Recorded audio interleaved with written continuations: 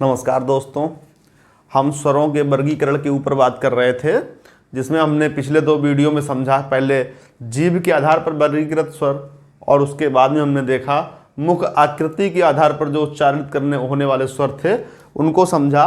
और आज हम जानेंगे वो अंतिम 3 बचे हुए वर्गीकरण एक ही वीडियो में, जिनमें से आएंगे आपके उच्चारण अवधि के आधार पर,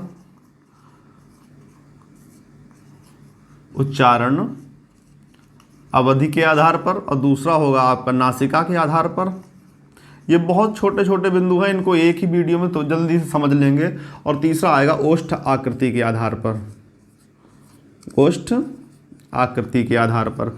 कभी कभी प्रश्न यहाँ से पूछ दिया जाता है, प्रायः हमें देखने को मिलता है कि यहाँ से प्रश्न हमें नहीं पूछा जाएगा, क्योंकि बहुत ही आसान है और प्रश्न पूछने की जो संभावनाएं बनती हैं वो सबसे ज़्यादा बनती हैं ओष्ठ जीभ की आकृति के आधार पर और मुख की आकृति के आधार पर, या जीभ के अन्य भागों से उच्चारित या मुख के आकृति के आधार पर। तो उच्चारण अवधि के आधार पर ही एक महत्वपूर्ण बिंदु है इसमें। तो उच्चारण अवधि के आधार पर हमने स्वरों को 2 भागों में बांट लिया, ह्रस्व और दीर्घ। अब इसमें कुछ लोग कहेंगे प्लुत भी होता है, तो प्लुत संस्कृत में प्रयोग होता है, ये हिंदी से बाहर है। ठीक है, तो हिंदी में हम सिर्फ 2 ही चीजें पढ़ेंगे, ह्रस्व और दीर्घ। दूसरा नासिका के आधार पर जो वर्गीकरण किया गया, ये 2 भागों में किया गया, एक अनुनासिक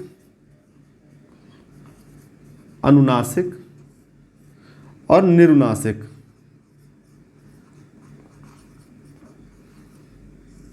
और जो ओष्ठ आकृति के आधार पर वर्गीकृत किया गया, ये वर्गीकरण 2 भागों में किया गया, वृत्ताकार और आवृत्ताकार।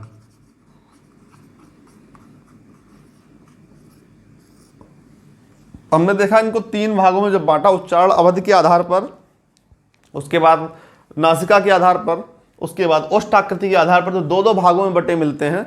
देखने में 2-2 लग रहे हैं, बहुत छोटे छोटे से भाग होते हैं इनके।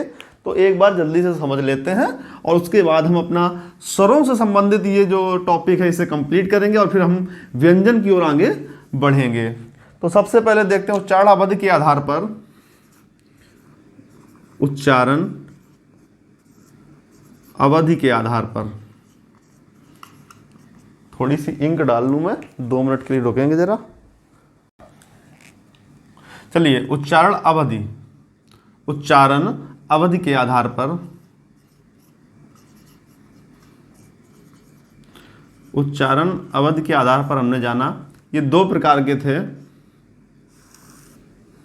एक नंबर जो था ह्रस्व थे और दीर्घ थे। ठीक है, ह्रस्व के अंतर्गत दीर्घ का मतलब ही बड़ा होता है, दीर्घ का अर्थ ही बड़ा होता है। तो स्वरों में बड़े बड़े स्वर जितने हैं वो सारे लिख दो। एक तो बड़ा आ होता है, एक बड़ी ई होती है, एक बड़ा ऊ होता है, इसके अलावा कुछ भी बड़ा नहीं होता पूरी हिंदी वर्णमाला में। और फिर ह्रस्व के लिए क्या बचेगा, छोटा आ बचेगा, छोटी ई बचेगी, छोटा ऊ बचेगा, ऋ बचेगी, ए आई ओ और औ। बस इसे याद रखना। दीर्घ याद कर लीजिए, ह्रस्व अपने आप याद हो जाएंगे। और दीर्घ पूरी हिंदी वर्णमाला में 3 मिलेंगे, बड़ा आ, बड़ी ई और बड़ा ऊ। और ह्रस्व की जब बात करेंगे तो छोटा आ, छोटी ई, छोटा ऊ, ऋ, ए आई ओ औ। जब इसमें थोड़ा सा और आगे बढ़ेंगे तो छोटा आ, छोटी ई और छोटा ऊ, इनको सजातीय स्वर कहते हैं। इसे याद रखना, यहां से प्रश्न आ सकता है। इनको सजातीय स्वर कहते हैं। और ए आई ओ औ जो बचा, ए आई ओ औ, इनको विजातीय स्वर कहते हैं।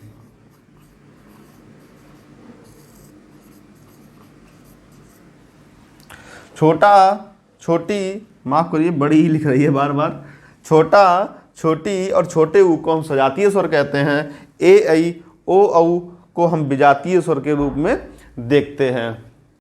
दीर्घ में कोई भी अंतर नहीं है, बस इनके 3 बड़े बड़े लिख दिए, बड़ा, बड़ी और बड़ा। इस तरह से उच्चारण अवधि के आधार पर जो वर्गीकरण था ये आपका समाप्त हुआ। आगे बढ़ते हैं। दूसरा हम देखेंगे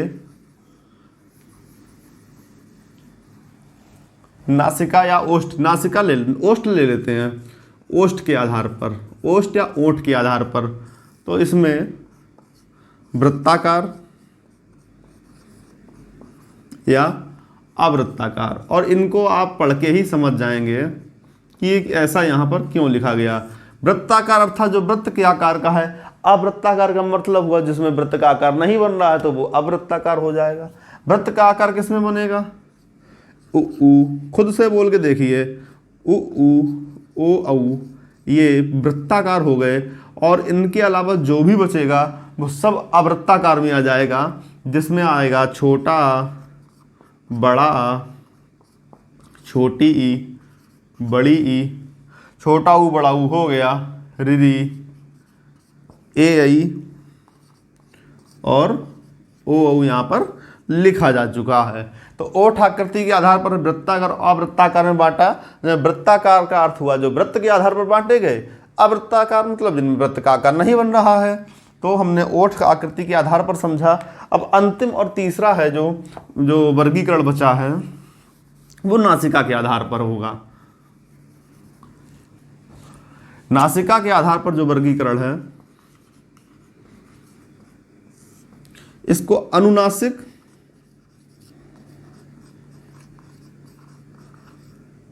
और निरुनासिक में जाना जाता है। अनुनासिक और निरुनासिक। अनुनासिक कौन होते हैं और निरुनासिक कौन होते हैं? जो नाक से बोले जाएं या जिनको बोलने में नाक का सहारा लेना पड़े वो अनुनासिक होते हैं, और जिनको बोलने में नाक का सहारा ना लेना पड़े, नहीं लेना पड़े, वो निरुनासिक हो गया। तो निरुनासिक में क्या आएगा? सभी स्वर। ठीक है, जितने भी स्वर होते हैं ये कैसे होते हैं? निरुनासिक होते हैं।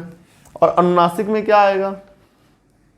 जो सारे स्वर आगे निरुनासिक में, तो अनुनासिक में क्या आएगा? जो बिंदी लगाते हो, जैसे कि छोटे आ की ऐसे लगा दिए, ई के ऊपर बिंदी लगा दो, ऊ के ऊपर बिंदी लगा दो, ये सब आएंगे आपके अनुनासिक में। आ बोलने में आ अगर बोलोगे आ तो नाक से ध्वनि निकल रही, लेकिन वहीं पर अगर आपसे मैं कहूँ आ बोलूँ तो नाक का कोई प्रयोग नहीं करोगे। ई बोलने में नाक से स्वर निकलेगा, ध्वनि निकलेगी, लेकिन जब मैं कहूँ तो ई बोलो तो कोई नाक का प्रयोग नहीं करोगे। बोलने में नाक से ध्वनि निकल रही है, लेकिन वहीं पर अगर ऊ बोलोगे तो यहाँ पर किसी प्रकार से नाक पर कोई दबाव नहीं पड़ेगा। इस तरह से हमने स्वरों का जो वर्गीकरण के 5 आधार थे, ओष्ठ आकृति के आधार पर सबसे पहले पढ़ा। उसके सबसे पहले माफ करिए हमने पढ़ा जीव की आकृति के आधार पर, या जीव के किन भाग से कौन सा स्वर उच्चारित हो रहा है इसके आधार पर। दूसरा पढ़ा मुख आकृति के आधार पर। तीसरा हमने उसी में से पढ़ा नासिका के आधार पर। चौथा पढ़ा उच्चारण अवधि के आधार पर, और 5वां पढ़ा हमने ओष्ठ आकृति के आधार पर। इस तरह से स्वरों से संबंधित सारी जानकारी यहाँ आपकी समाप्त होती है। और स्वर से संबंधित कोई भी प्रश्न अगर पूछा जाएगा तो जितना ये 3 से 4 वीडियोज में लगभग 30 मिनट की टोटल वीडियो बनेगी, अगर आप देखेंगे इससे बाहर तो नहीं आने वाला है। और हम अगला जो अपना बिंदु शुरू करेंगे वो व्यंजन से स्टार्ट करेंगे, जहां हम व्यंजनों की गिनती तक हो कंप्लीट कर चुके थे। अब हम व्यंजनों के वर्गीकरण की बात करेंगे। मिलते हैं अगले वीडियो में।